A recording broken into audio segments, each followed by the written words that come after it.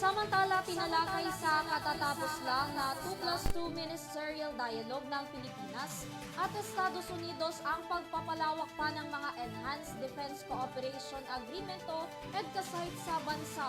Base sa pagpupulong, maglalaan ng nasa $500 million ang dalawang bansa para sa EDCA sites. Si Alvin Pelobelio magbabalita. Napagkasunduan sa pagitan ng Pilipinas at ng Estados Unidos ang pagpapaunlad sa mga Enhanced Defense Cooperation Agreement o EDCA sites na nasa bansa. Kasabay ng ika-4 na Philippines-United States 2+2 Ministerial Dialogue na naganap kahapon, binigyan diin ng mga kalihim ng Foreign Affairs Department at ng Defense Department ng Pilipinas at ng Estados Unidos ang mga konkretong paraan upang maitaguyod ang ugnayan sa ekonomiya at mas malawak na pananaw sa prosperidad.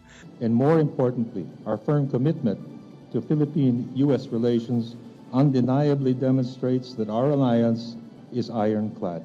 And to ensure that the Philippines becomes an effective upholder of international law under a free and open global rules-based order. Pero ilan sa mga napagkasunduan sa pagitan ng Washington at ng Manila ay ang pagpapatibay sa mga alyansa, kabilang na ang paglalaan ng $500 million na foreign military financing sa Indo-Pacific region at pagpapalakas ng investment sa mga napagkasunduang EDCA sites sa bansa. Nagbigay din ng pananaw ang mga kalihim ng dalawang bansa hinggil sa pagpapalago ng ekonomiya, pagtitiyak ng respeto sa mga rules-based order at people-to-people ties. Ilan lamang ito sa mga pinagtibay sa katatapos lang na 2+2 ministerial meeting. We're now allocating an additional $500 million in foreign military financing to the Philippines to boost security collaboration with our oldest treaty ally in this region.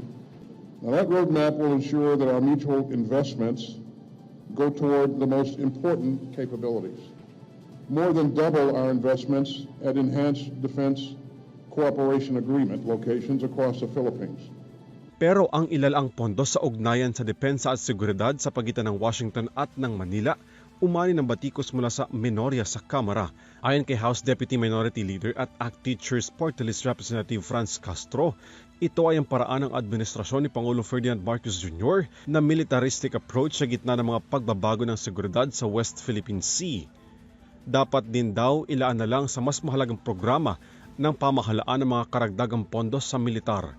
Para sa EuroTV News, Alvin Pelobelio sumasaludo sa bawat Pilipino.